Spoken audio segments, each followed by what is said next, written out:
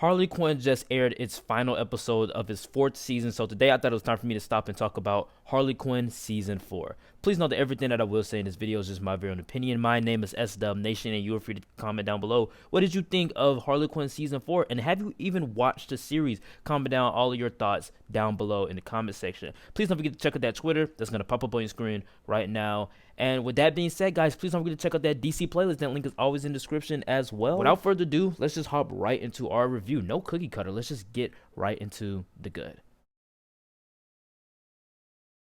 I don't think I've ever done a review for Harley Quinn on my channel. I don't even think I did a review for Season 3 last year. So I have to talk about how I feel about the show before I talk about Season 4. So I think this show is pretty good. I have enjoyed it since 2019, since it aired. It is a great show for Harley and Ivy. I think the humor works, I think the animation style works, and I think even the voice acting is all impeccable for this series to be the best that it could ever be. And also starting off with Season 1, their themes are just so mature. They're just able to mask those mature themes in the vibe of an animated show featuring Harley Quinn. And you think it's gonna be bad, you think it's just gonna be woke or whatever people are talking about. But I truly believe that Harley Quinn, the show, is a really good show. So I want to start talking about the good of Season 4. I think in this season, what worked for me most was the relationship between Harley and Ivy. Along with Season 3, this season does it so well. Their love is adult but also thought out, from a friend helping her friend find her worth to eventually both of them getting together in the end of Season 2. All of it is mature, and in this season they are tested due to Harley being in the Bat family and Ivy taking over the Legion of Doom. I think my favorite thing about this season is seeing more of the DC heroes than we have ever seen before in the series. This is a villain-centric series until Season 4 came out, so we were going to see more villains than heroes. We see more of just Batman and his rogues gallery than we ever see of any other hero and their rogues gallery. We may see Superman, we may see Wonder Woman here and there, but we don't see Nightwing. We don't get to see the Flash. So it's very cool just seeing all of these DC heroes just kind of get pushed a little bit front and center. Superman has a little bit more lines, Wonder Woman as well, and Batman is taking a step back, and I really do like that aspect. Lex Luthor, voiced by Giancarlo Esposito, was actually a cool character, and I really like this actor, and I really like his voice too. His voice in villains like these worked for me on so many levels. I think that Giancarlo Esposito is a great casting for Lex Luthor if you want to put him inside of animation, but I will get into him later. When it finally got to it, the story of Harley being torn between hero and villain worked for me as well. Once I binged the series and knew how the entire season was going to end, I think that story detail works because it was leading up to that from Season 3 up to now. Inside of Season 3, she really didn't do that much villainy as she did inside of Season 1 and Season 2, so she was more of kind of leaving that behind and turning more into an anti-hero in the middle type aspect. I really enjoyed that. But with that being said, it pains me to say this because I told you, I really enjoyed this show. I've been following it since 2019. I have to say, I have pretty negative things to say about it. So with that being said, let's move right into the bad. And the bad thing that comes to mind here is that this season suffers from multiple plot lines that never fully get fleshed out. It works.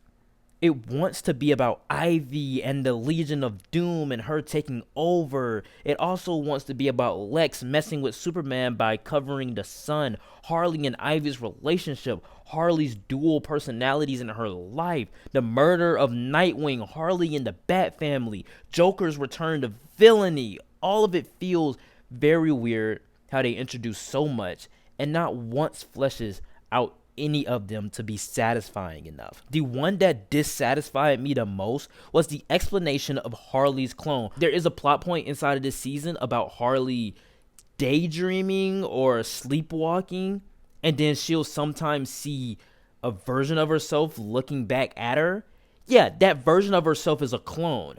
So how do you explain the sleepwalking? I love Nightwing, but he just became the butt pun intended, of all jokes after he dies. And in fact, he's kind of like the butt of all jokes while he's alive as well. Now, this show doesn't have the biggest budget, obviously. It doesn't have the best animation, of course. But I feel as though Season 1, Season 2, Season 3 were kind of consistent in animation. Season 4, not as much. Maybe I just saw more of the flaws than I did with Season 1 through 3. Maybe.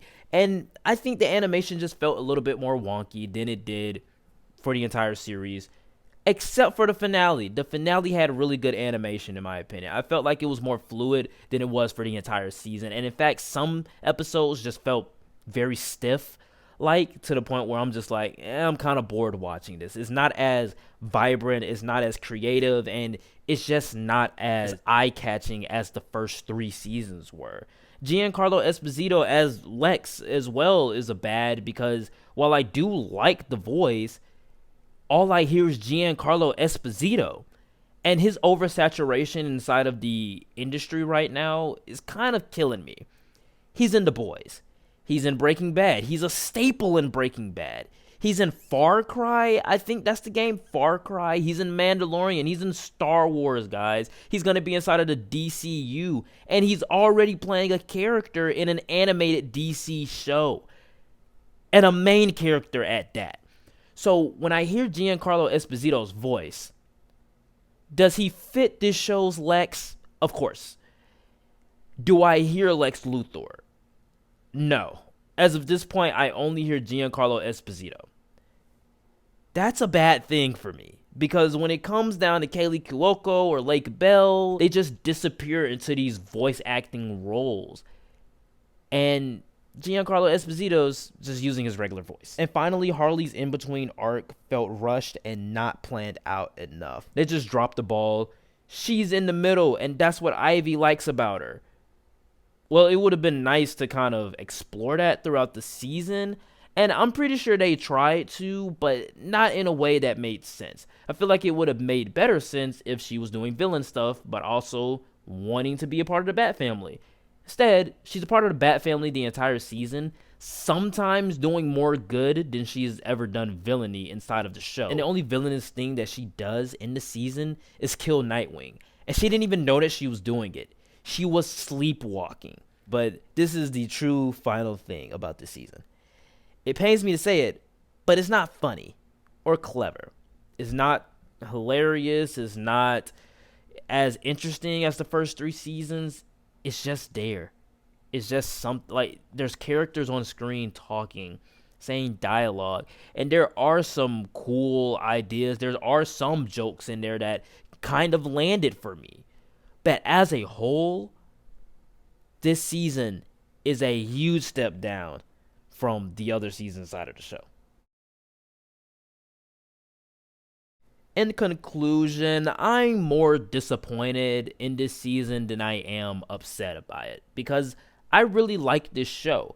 Harley Quinn Season 4, in my opinion, has got to be the worst season. So far, it feels as though they've just lost their spark, and everything that makes it clever and funny is gone.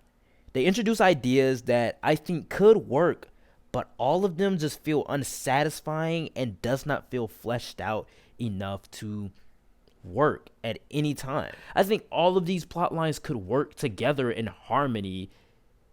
This season just didn't do a great job of juggling the mix of all of them. I would have to say Harley Quinn Season 4 is a C and a 4.7 out of 10. And I would say definitely skip this season. You're not missing out on much. I would say watch the last scene. They introduced the Birds of Prey out of nowhere. They shoot Barbara in the penultimate episode, and it's only just to get her inside of the wheelchair so then they can do the Birds of Prey thing. They have a spinoff for Kite Man coming, and also we have some promise for Season 5 with Nightwing coming back from the dead and kind of wishing vengeance upon Harley Quinn. And I think that could work. Are they going to mess it up? Maybe. But the excitement is there to see one of my favorite DC characters, probably top 10 favorite DC characters, take on Harley Quinn. I love Nightwing.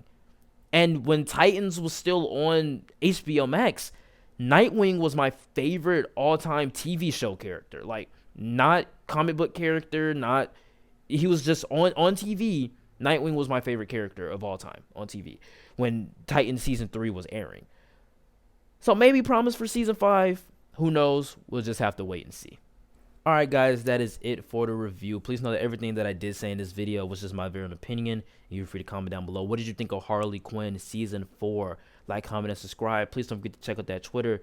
It's going to pop up on your screen right now. And please don't forget to come back later for Harley Quinn Seasons Ranked. And with that being said, I will see you all next time. Peace.